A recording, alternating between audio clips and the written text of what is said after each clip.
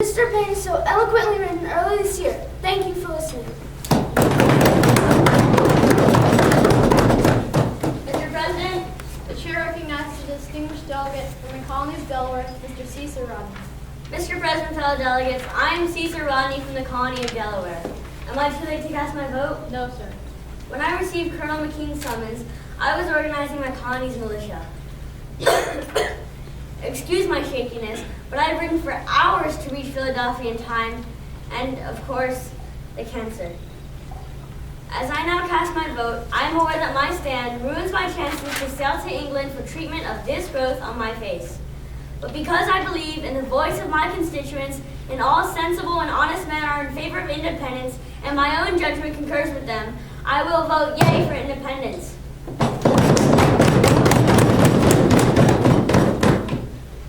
Mr. President, the chair recognizes the distinguished delegate from the colony of Maryland, Mr. Charles Carroll. Mr. President and fellow delegates, I am Charles Carroll of Carrolltown, Maryland, where calls for freedom have been made. Gentlemen, living in America has been good to me. Frankly speaking, I am rich, beyond rich. Yet I've been a critic of Parliament's acts and crippling taxes. I even predicted armed rebellion. Still, I am wondering, as we prepare to break away from king and country, the British system hasn't made life better for us than for people living in Europe. The economic opportunities we have here are perhaps unique. Should we continue to rebel against policies that have made us prosperous? Consider my words of caution. Mr. President, the chair recognizes the distinguished delegate from the colony of Virginia, Mr. Thomas Jefferson. Mr. President and fellow delegates, I'm Thomas Jefferson from the First Royal Colony of Virginia. I'd hope my document would speak for itself, and you delegates would be of one mind on the issue of independence. For nearly 15 years of cruel repression, unfair taxes, and royal tyranny, I wrote this declaration to tell the world the common sense of our decision to separate the bands connecting us with Great Britain. The ideas may not be original, but the sentiments are for all Americans. God gave us life and liberty at the same time. Now we must risk losing them to retain them both.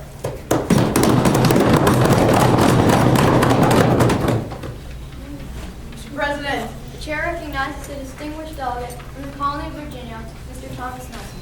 Mr. President and fellow delegates, I am Thomas Nelson, delegate from Virginia. Sir, Virginia is a frontier colony. Our western settlement borders an Indian territory, and that fact is the crux of my support for independence. England has not protected us at all from these savages. We are still massacred as we move west to settle. Without England, we can solve this problem ourselves. We do not need our mother anymore. Thank you. Mr. President, The chair recognizes the distinguished delegate from the colony of North Carolina, Mr. Joseph Hughes. Mr. President and fellow delegates, I am Joseph Hughes from the lively colony of North Carolina where Continental. At one time, I needed to be convinced on this independence issue, but now I'm an enthusiastic supporter of it, especially after knowing what other North Carolinians are thinking. But I think we need to settle our Confederation government at this time. But further, my country is entitled to my services, and I shall not shrink from our cause, even though it should cost me my life. I am disappointed that reconciliation is a no. But let me finish by saying I have furnished myself with a good musket and a bayonet.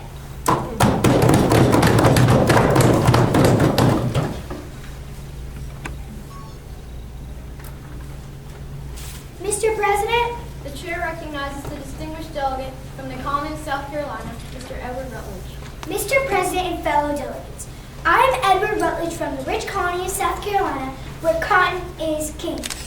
Gentlemen, I may be the youngest delegate here, just as Dr. Franklin is the oldest.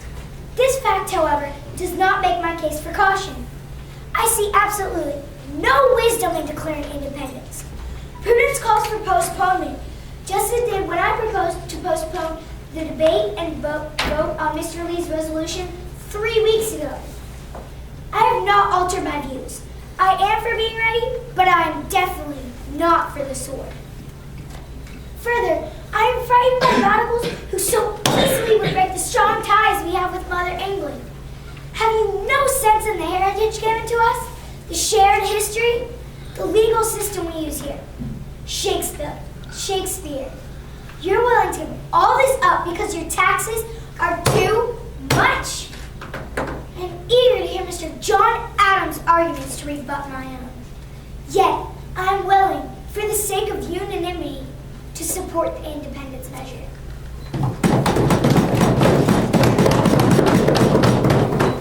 Mr. President, The chair recognizes the distinguished delegate from the colony of Georgia, Dr. Lyman Hall.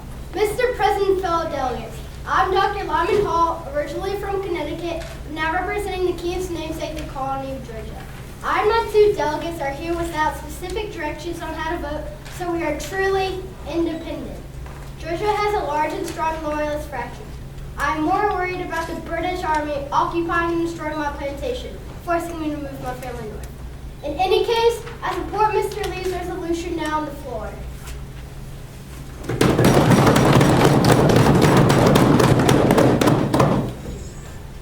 Mr. Thompson, we are now ready to tally a vote on this motion. I ask you to call up each colony's name.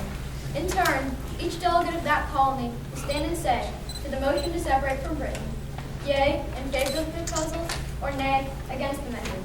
You, sir, will tabulate the results on our tally board. Begin the roll call. John Adams. I vote yea. Sam Adams. I vote yay. William Ellery. I vote yea. Josiah Bartlett. I vote yay. Roger Sherman. I vote yay. Francis Lewis. The New York legislature has yet to give me direction. Therefore, I must agree. Richard Stockton. I vote yea. John Dickinson. I vote nay.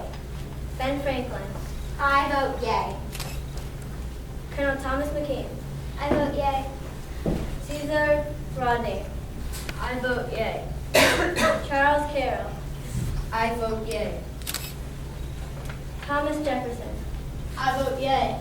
Thomas Nelson. Vote yay. Joseph Hughes. I vote yay. Dr. Lyman Hall. I vote yea. Edward Rutledge. I sincerely vote yay for independence. Arthur Militant. I vote yea. Mr. Thompson, what are the results of the vote on independence?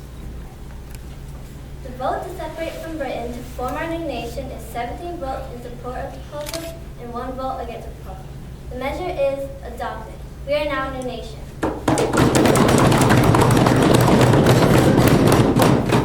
Thank you, Mr. Secretary. Gentlemen, we are a new nation.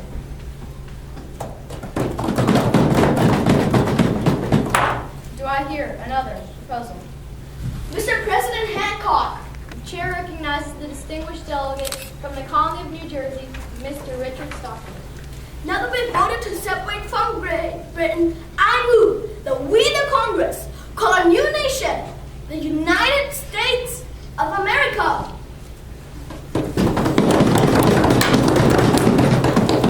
Do I hear a second? I second the motion, Mr. President. Good. It has been moved and seconded. We call our new nation the United States of America. All those who favor the motion, say yay. Yay. All those opposed, say nay. Nay. The yeas have it. The motion is carried. Do I hear another proposal? Mr. President, The chair recognizes the distinguished delegate from the colony of Delaware, Colonel Thomas McKean. Mr. President and fellow delegates, our new nation is at war with Britain. We need a leader in the field. I move that we name George Washington as Commander-in-Chief of all our continental armies with the rank of General. Do I hear a second? I second the motion. Good. It has been moved and seconded that we appoint George Washington to be Commander-in-Chief of all our continental armies with the rank of General. All those who favor the motion, say yay. Yay. All those opposed, say nay. Nay. The yeas have it. The motion is carried. Do I hear another proposal? Mr. President, The chair recognizes the distinguished delegate from the colony of Maryland, Mr. Charles Carroll.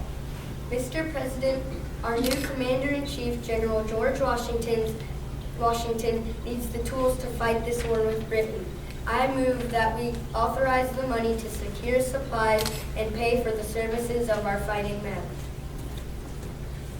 Do I hear a second? I second the motion. Good. It has been moved and seconded that we authorize the money to secure supplies and pay for the services of our fighting men. All those in favor of the motion say yea. Yay. All those opposed say nay. The yeas have it. The motion is carried. Over the past 3 weeks, a committee of our Congress has prepared a document, our Declaration of Independence. Mr. Thomas Jefferson is the chief author of this proposal, and he presents it for our approval. Do I hear a proposal for adoption of this document? Mr. President, The chair recognizes the distinguished delegate from the colony of Pennsylvania, Dr. Benjamin Franklin. Mr. President, fellow delegates, a new nation, fighting Great Britain, with General Washington leading the fortunes of our continental armies, needs a declaration of independence to notify the world who we are and why we're separated from England. I move we sign such a document. Do I hear a second? I second the motion. Good. It has been moved and seconded that we adopt Mr. Jefferson's document. Are there any objections or discussion? Mr. President, The chair recognizes the distinguished delegate from the colony of South Carolina, Mr. Edward Rutledge. gentlemen, most of the South I lead speaks with one voice. We will not sign the Declaration unless the offending passages on slavery are removed.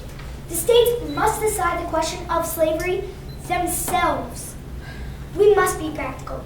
Self-interest is the ruling principle of nations. As you New England hypocrites would admit, you brought the slaves here on your ships. If we endorse this document, we will ruin our economy. Strike the passages condemning the king's acceptance of the slave trade, or we will leave Congress. Mr. President, The chair recognizes the distinguished delegate from the colony of Massachusetts, Mr. John Adams. Mr. Rutledge, slavery is a doomed institution. You know that. We are hypocrites when you keep slaves, yet we write all men are created equal. But sir, we need your southern brethren to support this issue on independence. We must have unity. Mr. Hancock, have Thompson scratch out the offending passages.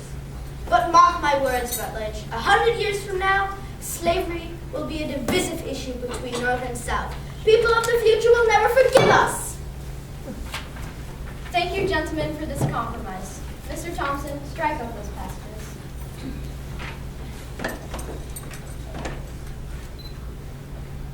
We shall now vote by roll call as we sign our Declaration of Independence. By signing, you vote yea. Mr. Thompson, is the declaration ready to be signed? Good. Then I shall be the first to sign, and I'll sign it big enough so the king can see it without his glasses.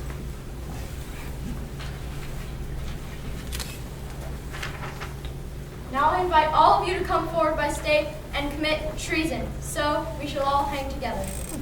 Mr. President, The chair recognizes the distinguished delegate from the colony of Pennsylvania, Dr. Benjamin Franklin. well, we should be unanimous. Either we all hang together, or most assuredly we shall all hang separately. Mr. Thompson, call roll by state until the declaration has been signed by all delegates.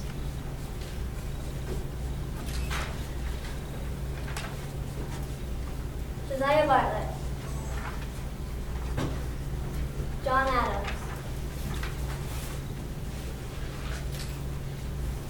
Sam Adams. William Ellery. Roger Sherman. Francis Lewis.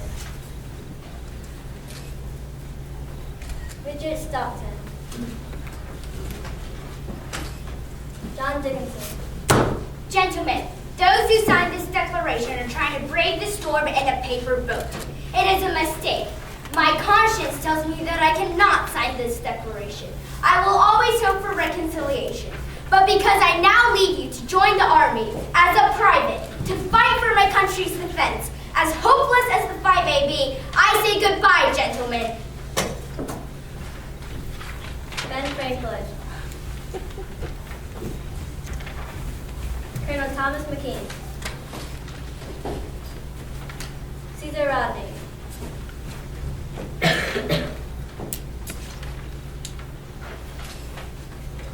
Charles Carroll. Thomas Jefferson. Thomas Nelson.